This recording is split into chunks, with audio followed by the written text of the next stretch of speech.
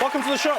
Thank you. Huge honor to be with you. Before we start, I have to acknowledge that you have developed quite a reputation for having a potty mouth on the trail. People have said Beto tells it like it is, and he curses. So every time you curse, I'm just warning you, Beto. I'm ready. Yeah. But let's talk about the road for a little bit. You've been on the campaign trail, and although you ran for Senate, this is a really different race. Are you holding up, and is it everything you thought it would be?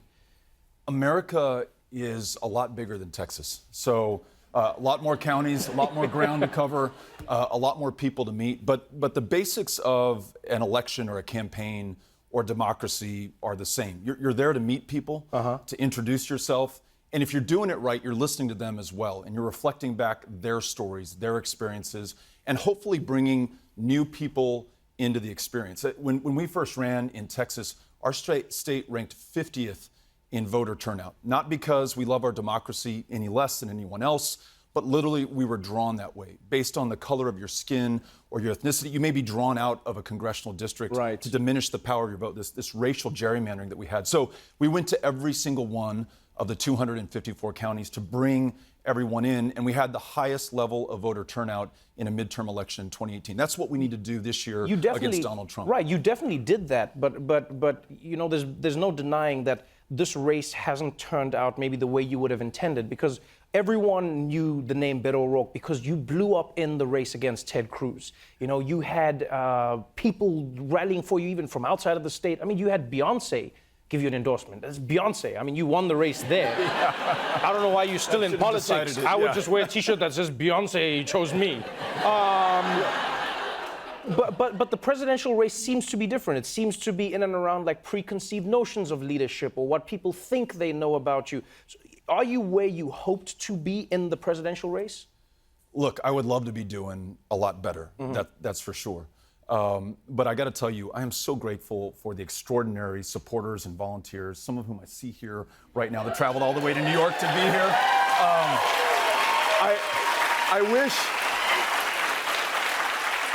I wish that enthusiasm and dedication was reflected in the polls. To answer your question, I don't think the polling reflects the passion and the commitment and the resolve of our supporters from all over the country. I really feel it. But we're also in this extraordinary field of candidates. Yes. That numbers You somewhere have around 18 20. people, what is it? 18 people running. So that it makes sense that it's going to be diluted. When you are running for president, though, you're in an interesting position because you are running against all these Democrats, but you're also running against the person who is currently in office. Today is a particularly interesting day because Donald Trump has come out and he's given the speech about the leader of ISIS being killed. And because of the way he presented it, you know, a conversation has now sparked from that, people saying, oh, he wants to take credit, or he says Obama shouldn't take credit, you know, previously, and whose credit. You tweeted out a congratulatory note, you know, honoring the troops who are involved in this. Do you think a commander-in-chief should be taking credit for the achievements of the military, and do you think that that's their place, or should they just be in a place of taking the blame and then moving on? I think it would make sense for the president to congratulate those service members and the canine, or dog, as he refers to it.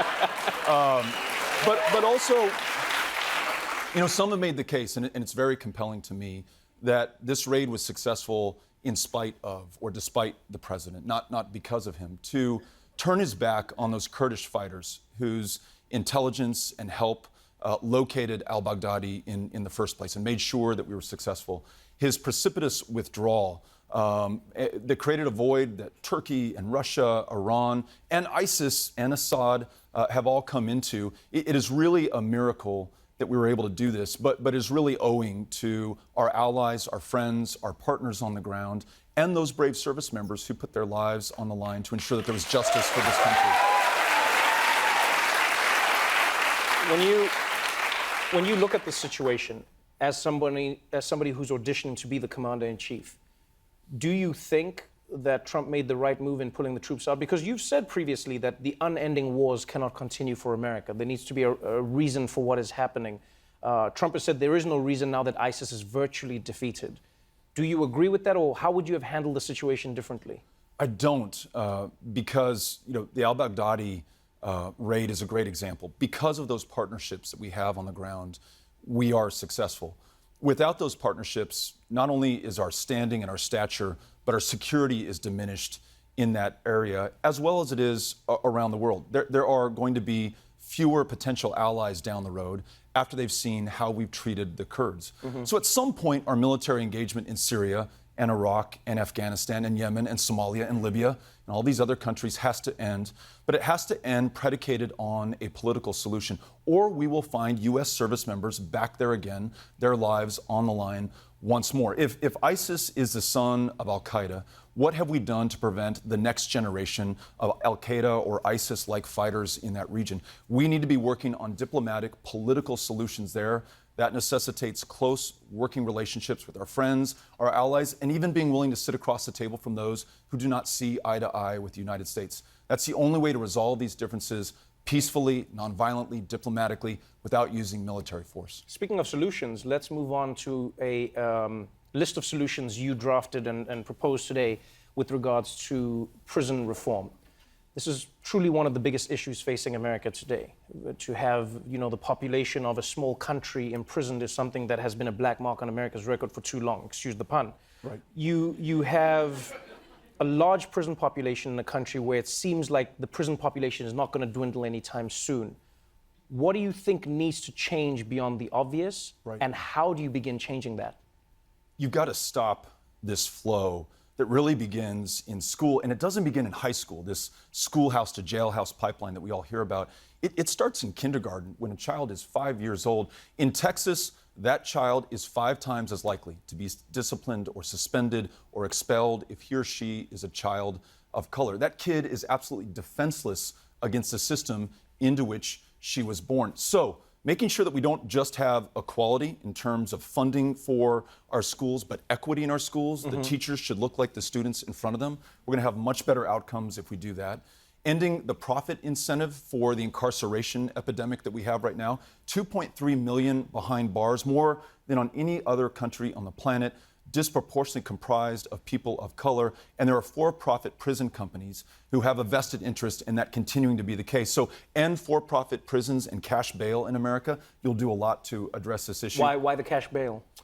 Cash bail basically says that some people are going to be too poor for justice, that you will languish in jail, awaiting a trial or the ability to even see your attorney in the first place, while others who have the means to do so are able to get out.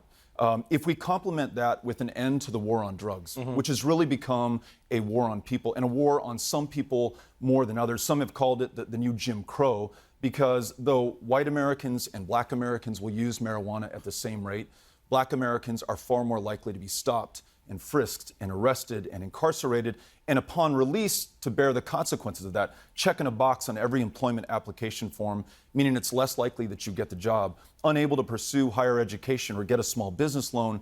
So not only ending that war on drugs, legalizing marijuana, but expunging the arrest records for those who've served time, and then making sure that those who were arrested for selling weed, typically black or brown, are first in line to have the licenses to legally sell marijuana once it's become legal in this country. Transformative justice.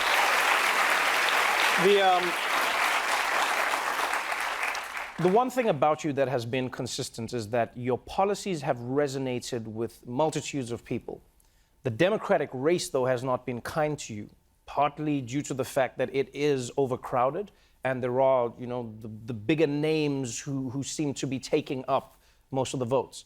Some have said, Beto O'Rourke, why don't you help on the ground? Why don't you help the Democrats win the war that they're trying to fight in this thing against Donald Trump and go, we are going to win the Senate race?